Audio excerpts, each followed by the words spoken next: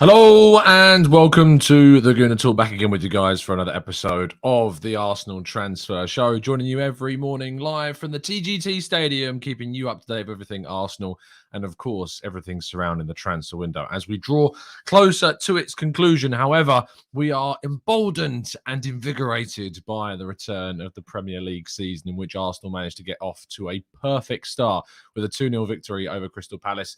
Apologies for my absence over the last couple of days, as most of you that were tuning in over the last week will have known. I've been away on my stag do. I am in incredible amounts of pain.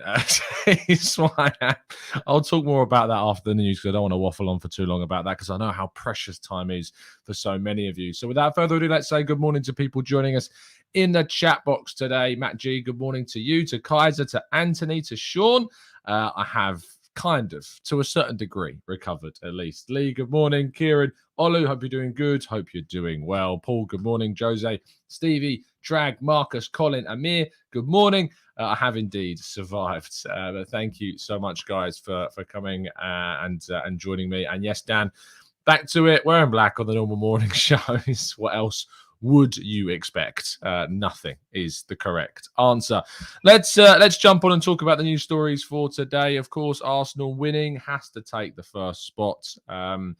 Thankfully, I'm going to be able to watch the Leicester City game and going to be able to do a live reaction show straight after. It's on a day off for me, quite thankfully. So more coverage around the game than you had for the Crystal Palace game, I promise. As I said, I was away, but I did get to watch it. And yesterday, we did a return show. I was joined by Albert from Albert JTV to talk a little bit about this and talk about the game and talk about it a lot more. So I'm not going to go into loads of detail here, but of course it was a really solid performance in the end. The first half in particular was a real standout, and in the second half, where Palace inevitably were going to get more of the ball and we're going to dig in, they are at home, they're a very good Premier League team. It was always going to be that they would eventually have some periods of positivity. We dealt with them really well. And when we were called upon in those really big moments, Aaron Ramsdale pulled off a couple of massive saves for us. Ben White dealt with Wilfried Zaha really well. And William Saliba put in a man of the match performance. But as I said, if you want to hear more of my thoughts on the game, then go and watch my review of that from yesterday.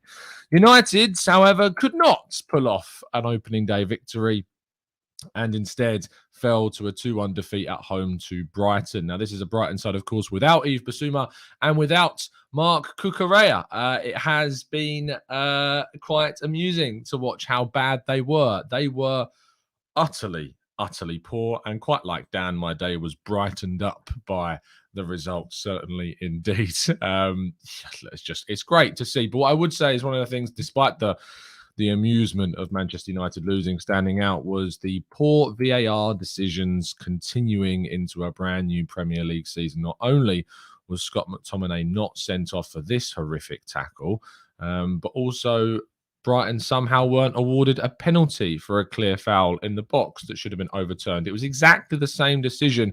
If you remember back to the Arsenal-Sevilla game in the Emirates Cup, when Karim Rekic bundled over, I think it was Bukayo Saka on the right-hand side.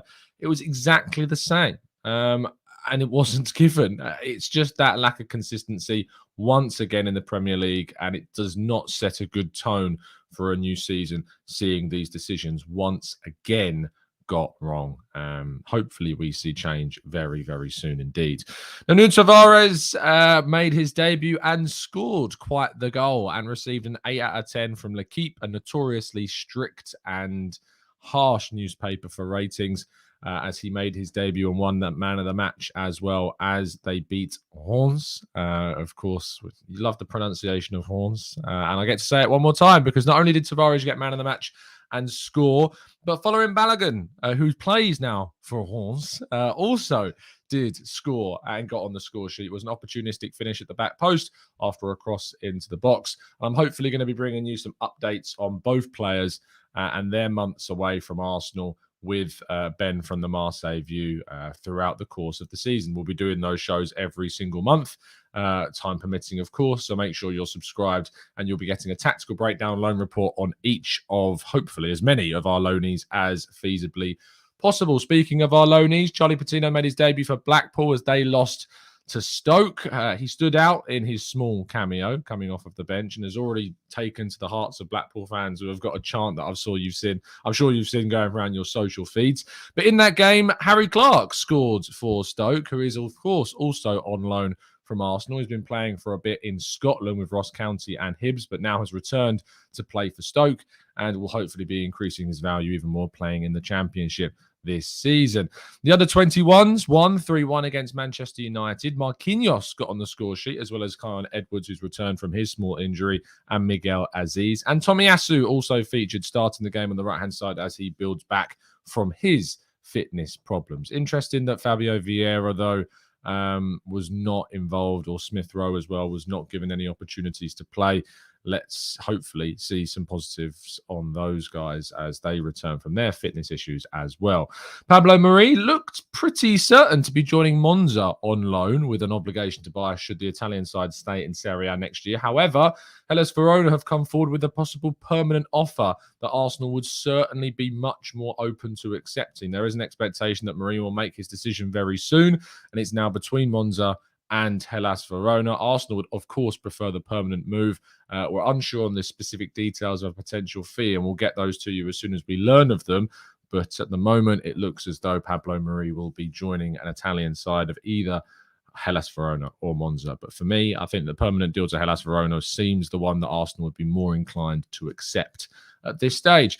Lucas Torreira arrived in Istanbul to complete his move with Dries Mertens to Galatasaray. It's expected that he'll complete a move that will earn Arsenal around 5 million, in addition to a couple of million worth of bonuses. And hopefully this kind of draws an end to this saga. I mean, I say hopefully, it's almost certain. You can see pictures like this. It'll be very shocking if anything goes wrong. In the final stages, an announcement is imminent on that one. A player that won't be joining Arsenal, though, is Ibrahim Sangare. Arsenal haven't seen any real strong links to the player, but he's a player that a lot of us have been discussing in our daily shows, so I thought it right to update you that he has signed a brand new contract with PSV and will sign that deal until 2027, and removing, of course, that buyout clause of around £32 million. There's an expectation that has now increased. So if Arsenal want to get hold of a player of the Ivorians' quality, then they will have to pay significantly more in the future, but certainly not during this transfer window. Timo Werner, who was linked with Arsenal by a number of outlets, Defensa Central in particular, is set to join RB Leipzig on a permanent contract. £25 million is the the figure that is expected to take place, basically halving what Chelsea paid not so long ago. A real disappointing kind of spell in the Premier League, but Arsenal were linked with him, but he will not be on their radar, it seems, with the player expected now to join permanently with RB Leipzig. Another player linked with Arsenal that will not be joining the club is Fabian Ruiz, who is expected now to join PSG this summer. This is a very Javier Pastore type feel to this move, and I think it's a good one on PSG's behalf. They'll be getting a very, very good central midfielder for a very decent price. Luis Campos, who's the famous recruitment specialist from Nice and Lille, he is now very much in the fold at PSG and has identified Fabian as a potential midfield star. And if he thinks he's a star, you can be sure that he's the right one to be signing. Goncalo Guedes, there was rumours that Arsenal would be interested and could have been one of the teams that was supposedly putting in a major offer for the Valencia forward. We talked about him in our Nicola Pepe alternatives for Arsenal, bringing in a wide forward that could play centrally. He, however, is expected now to join up with Wolves after they were revealed to be the team that had in fact made the offer to the Valencia forward. I think it's a very decent deal for Wolves to be doing, to be fair, and should give them a lot more in attack. Unsurprisingly, another Portuguese player, though, of course, making their way to Molineux. Youri Tielemans has been discussed as well, with David Ornstein speaking about the player. He spoke about both wingers and central midfielders. He said Arsenal want to do more business. I think they want to add a winger to what they've got, and if they manage to get somebody in, I think they'll be pretty happy. Everyone will be asking, who is that winger? Well, we know they went in for Rafinha. I don't know who they're going for. If they do bring in a new winger, it could depend on Pepe leaving the club. On Youri Tielemans, he says he's a player that Arsenal like. Leicester City would sell with only a year to go on his contract, but there is no movement on that one yet. And I think Arsenal would need to let someone go if they bring someone in. Now, that could be Ainsley Maitland-Niles, of course, that we're talking about, but it seems to be, from listening to a number of quotes from David Ornstein, that he feels it would have to be Granit Xhaka leaving the club in regards to opening up a move for Youri Tielemans. I'm not sure how how that really does affect things, because Xhaka's going nowhere. I think Ainsley Maitland-Niles would probably be the one that has to move on before we move for Tielemans. We know that Torreira was part of that as well, and he's now moved on. Ainsley Maitland-Niles, of course, I think part of the squad that travelled to Crystal Palace, but he so far is not at all in the plans for the long-term future. And there's been plenty, supposedly, of inquiries for Maitland-Niles. So hopefully we can see some movement on this. Arsenal are getting plenty of players out the door in the coming days, and that means more time for movement into the club with just 3 or so weeks left of the transfer window. And finally, our headline story of the day, Football Insider initially reported, followed up by a number of other reports claiming that Arsenal were linked and are working on a potential deal for Moussa Diaby. Now, it was said that Diaby had committed his future for at least the upcoming season to Bayer Leverkusen, and it would take a fee in the region of 50 to 60 million pounds in order to convince Diaby to join or leave at least Bayer Leverkusen. I talked a little bit about this with Albert yesterday on our match reaction show, and the general consensus was that spending this amount of money on a player that doesn't actually start for us right now, with Saka and Martinelli, for me at least, undroppable at this moment in time, is quite the risk. I like Diaby, don't get me wrong. He's added plenty of goals and assists to his time whilst with Bayer Leverkusen and had a really good record last year. But it's an incredibly big piece of investment to do for a player that, as I say, I'm not sure starts for us immediately. That said, adding plenty of quality and depth to this team is not something I'd ever turn my nose up at. I'm just trying to get my head around how realistic this is and how much sense this makes from the club's investment standpoint. It's a very, very decent player, that's for sure. And if these links increase, you can of course be sure that we'll be doing a tactical breakdown to give you further insight on who exactly Diaby is. But for now, we'll keep you updated and let you know if anything changes. But at least at this point in time, we're going to hold off on that until we get some more credible links suggesting that this is certainly one to watch for the closing weeks of the window. And that completes all of today's stories, which means we're going to move to the second half of today's show and answering some of your questions in the chat box. Thank you for joining us. Already 1,000 of you listening in. Thank you for returning after the brief hiatus over the weekend. And make sure you join in with our questions in part 2.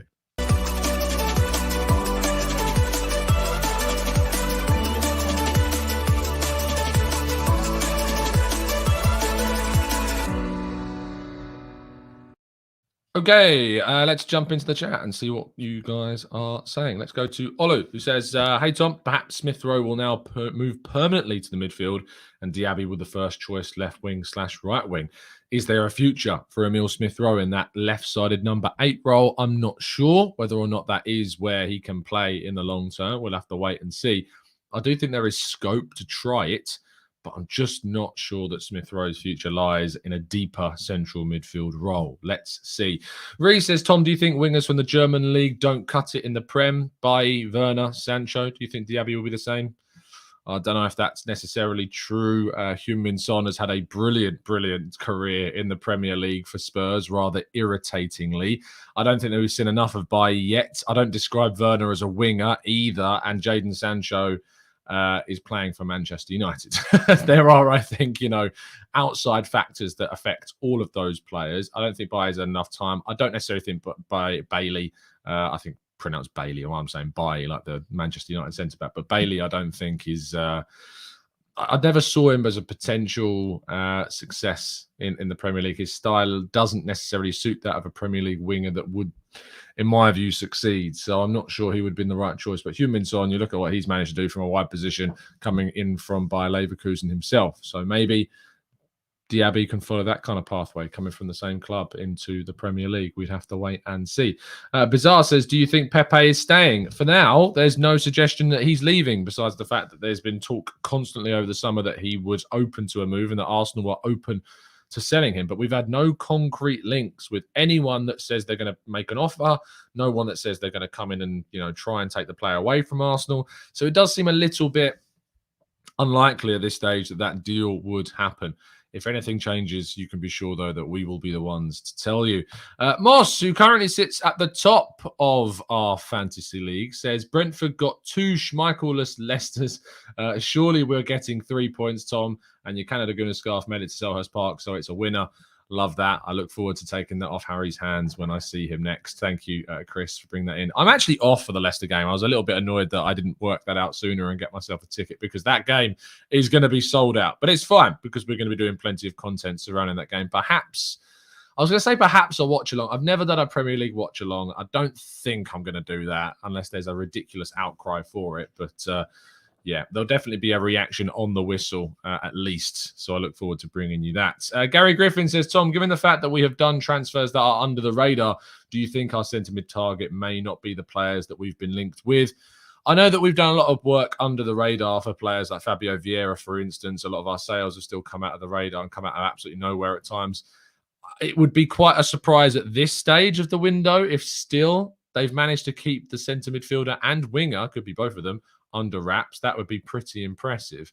I hope that's the case. But do I think that it's the player that we've not yet been linked to? I'd be surprised if it was the player that we've not yet been linked to. But things can change very, very rapidly in this world.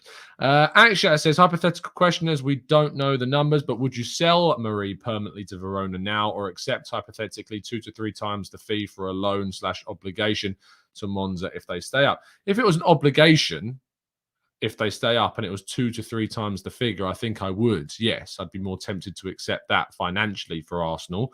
It would depend on what, of course, we're seeing from the Hellas Verona side of things. If they're offering a pitiful fee compared to what Monza are offering, that would, of course, change things. But we don't know the details. We don't know the numbers. And until that, I will hold off on making a potential a judgment on that one for now. Let's go to Jason. Says, what if Arsenal are waiting until we play Leicester as a final test for Tielemans? Who knows? That's going to be a very, very interesting game if Tielemans does, of course, feature. The timing of that fixture could not be set up more perfectly for an end of window rush. That's going to be the big, big narrative of the game. That's for sure. PJ says, morning, Tom. Let's try that again. Morning, Tom. What's your opinion of Martinez's performance? I don't think he can be compared to his price tag. You know, I said this about Ben White. Ben White was an investment at £50 million. Lisandro Martinez is certainly an investment at 60-odd million pounds. I don't think I saw a £60 million player yesterday, but I didn't really see a £50 million player in Ben White a lot of last season. I saw a player that could potentially be worth that amount in the future. So it's the same. But Martinez, I think, does obviously lack the physicality side of his game that Ben White does have. I have concerns about how he may fear and, you know, deal with the Premier League. Is it the right choice we've ended up going for Zinchenko? I mean, it looks at this stage to be, especially considering Martinez is not a left-back by trade and Zinchenko certainly is more so than him. So let's see what indeed does change between now and the end of the season. There'll be a lot more talk in a fair few games' time, with just one game not being enough to make a judgment on anyone as of yet. Let's go to Ugang says, from some well-known journalist comments, it seems like we are not looking to sign anyone unless first-team lads like Xhaka or Pepe move in the next 20 days. Not entirely true. Arsenal are still looking to do business. It's not fully tied to Arsenal selling players. They want to do stuff. There is a plan for Arsenal to try and make signings, and Edu and Arteta have spoken themselves about Arsenal hoping to do more business before the window ends. I predicted one more signing. Let's see if that indeed does happen, but it still could be that Arsenal get their business done, completed on deadline day. That would be an interesting one. I hope it's plenty before that, because there's 4 more games before deadline day, of course. I hope that we get our business done rather faster than that. Let's go to Popham11, who says, if we are going for Tielemans, surely we're going for him this week so he doesn't play against us on Saturday. Makes no sense to let him play against us knowing that we're after him. It only makes sense if there is another target that we, of course, don't know about that we are working on. That is the only reason that we would not make that move before the game. But I agree with you, to allow Leicester a better player in their team before the game, I don't know. That said, to allow Leicester an unsettled player in their team before the team that potentially wants to sign him play them might actually be a little bit of a psychological edge. And maybe they even leave him out because of that fact. We'll wait and see. Dulquan says, let's hit the like button. Thank you, mate. He says, I read a rumor that we're linked with Sane. I don't think he would be a bench warmer for Saka. He wants to start wherever he goes, so we can bring that. It makes sense. He's not leaving Bayern Munich this summer. The CEO or someone very high up in Bayern Munich has already come out and stated that he's not going anywhere this summer. So no hope for Leroy Sané, it appears, at this stage to be moving on from Bayern. Manu says, realistically, would we sell Xhaka and for how much? I don't think we will. No, I don't think realistically we will sell Xhaka. If we do, they're going to ask for upwards of £20 million easily for him. I don't see why they would accept any less. And as a Premier League starting central midfielder, no matter your thoughts on the player, it's a testament to him and credit to him that it is going to be very difficult to find an upgrade on him this summer. Very difficult indeed. Let's go to Aditya, who says, would you take Pedro Neto? Could be an indicator that Guedes was signed for Wolves and that might be on the market. Not yet prolific, but coming off an injury, he could be cheaper before he explodes. I don't know, because the injury situation last summer certainly means that there is a lot of question marks about how he's going to react to that, how he returns from that injury. Lovely piece of skill yesterday was highlighted in their game that I'm sure you've seen going around your social feeds. But for me, Neto, there are a lot of question marks on him. And I would, at the moment at least, hold off on a deal for Pedro Neto, who would probably also cost a ridiculous amount of money, as Wolves do tend to ask for silly figures for their players. Let's go to Olu says, Ivan Toney will be licking his lips ahead of next week's game against United. He will also embarrass Martinez. That's going to be a challenge for United, that's for sure. Naresh, fantasy stuff is in the video description as always. Sam says, I think we get Tielemans and another striker. Can't see us going into the rest of the season with just 2 strikers. What do you think? Sam, I don't think we're going to sign a striker. I think we could potentially sign a wide player that can also play as a striker, but I don't think you're going to see a number 9 come in between now and the end of the summer transfer window. Jose said, did you see the picture of Bellerin at the airport with the Betis gear? As far as I'm aware, that's an old photo that's been rehashed and reused to try and get likes and retweets. So, yes, I did see it. But as far as I'm aware, I blocked the account that put it up because he's trying to fool Arsenal players as far as I'm concerned. So, yes, that's not true. Raf says, I think it's clear that the journalists just don't know what we're going to do. Ornstein based us going for a winger on the fact that we bid for Rafinha. I think they're waiting just like we are. And Raf, you're pretty much spot on. You know, Arsenal are doing a lot of work behind the scenes, as I reported exclusively earlier on in the window for Football London. There are strategies implemented and being put in place to try and limit the amount of information that leaks, at least from the side of Arsenal. They can't control the agents of the players that they are trying to sign, and they can't control the other clubs of the players they're trying to sign. Information is always going to be leaked at some point. But thankfully, with the Fabio Vieira deal, as was shown, all parties were willing to keep that deal under wraps until it was next to done. So who knows? We'll see. And we'll move forwards. Hilmi says, do you fancy to have Leandro Trossard? I was impressed with him in the game against Man United, but I was impressed with all of Brighton yesterday against Man United. It could be how bad their opponents were that highlighted how good they were. But he's an interesting player, and my mind is open a lot more to the idea of a left-sided player. But the thing with Trossard is he can't play as a centre-forward, and that is a real key aspect that I think we lack in a player like him joining Arsenal. King, no, Gavi is not, I'm afraid, realistic. Barca will want to hang on to Gavi for as long as feasibly possible. So no, unfortunately not. Vidal asks, is the James Maddison deal still a go? No, I don't think so. He's an attacking-minded midfielder, and we've already got Vieira, Smith Rowe, and Ødegaard. It wouldn't make much sense to go for someone like him. Let's go to Amira. Says, hi Tom, Xhaka has never been sent off for a second yellow. Is that due to his discipline, if you know what I mean, or are his first yellows mostly due to reputation? I think the reason why he's never been sent off for a second yellow is because when he's on a yellow, he kind of does tone down his game. The problem is when he's not on a yellow, he's not toned it down and he can go and make some silly mistakes. So that's probably the reason as to why he's never been sent off for a yellow. He stays pretty calm when he's on the yellow, but when he's not, it's kind of all anything goes for him at this stage. Jake says, Tom, do you think the hesitancy in getting Tielemans is because he's right-footed? No, because if you play someone on the left and they're right-footed, it gives you that invertedness that Arteta loves in Ødegaard. So no, I don't necessarily think that it is. And to be fair, we have a lot of left-footed players, and balancing things up probably would lean us more towards signing someone who is right-footed. Vanajuti says, after seeing Pepe in All or Nothing, when it comes to the test, are his performances linked more to his psychological state and he doesn't believe his own ability to success? I don't know, because we've not really seen too much of Pepe in All or Nothing. The only thing that really stands out for me is the The memory test that he did when he was saying, and Arteta says, like, you look nervous. I don't think we've seen enough of Pepe yet so far to suggest that that's any kind of indication of his psychological state. We'll have to wait and see for what happens in the coming episodes this week. Let's go to Mo says, I wish the club would go for one more striker, as I feel we need options up front in regards to style of play. I feel like someone like Ivan Toney would be good for us. The question over Ivan Toney would be, why would he join Arsenal, knowing that Gabriel Jesus is going to start the majority of the games at number 9? Jamal says, Memphis Depay, thoughts on a late offer? If it's for a 1-year loan, sure. I have no issues with a 1-year loan deal for Memphis Depay.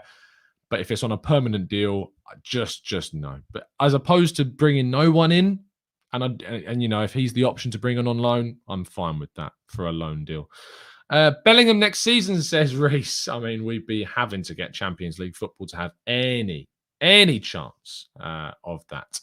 Mud says Youri's heat map is really right-sided. That's because he's played there. You know, if you watch him for Belgium, he's played plenty on the left. He can play there. I think people get very obsessed by looking at heat maps or looking at more favoured positions and just overlook a player's versatility and ability in the potential of playing them on the other side. So, no, Mud, I don't think that's a problem. Hilmi says Cody Gakpo, still linked, still said to be interesting Arsenal, but nothing in regards to a move or a bid or anything more at this stage. Harrison says, hi, Tom. How do you rate Milinkovic-Savic versus Fabian Ruiz? Oh, Milinkovic-Savic is clear, without a shadow of a doubt. He's a world-class player. But Fabian, also very, very good indeed. Massi Bulele says, Tom, where does Emil Smith-Rowe's future lie at Arsenal as a starter? I don't know. I think it's obviously on the left for me more than it is as a number 10. But Martinelli being there, potentially another signing, is going to make things very difficult for Smith-Rowe. And I've said this, it's kind of my hot take for the season. Of all the players in our team, I feel Smith-Rowe would be the one that struggles for the most minutes. And he might be reliant upon a bad patch of form or an injury to one of the players in front of him to get more minutes on the pitch. Sojo Go So Slow says, do you guys think Paqueta would be a useful signing? I've increasingly, or rather decreasingly, I suppose, liked the idea of signing Paqueta. I do think that he's probably too similar to players that we have in the form of Vieira and Smith-Rowe and Odegaard. I think we should be looking to bring in more of a natural wide player than a Paqueta style before the end of the window.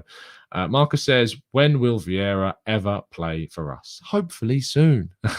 Hopefully soon. And this week will be key in hopefully him getting back onto the pitch and training properly.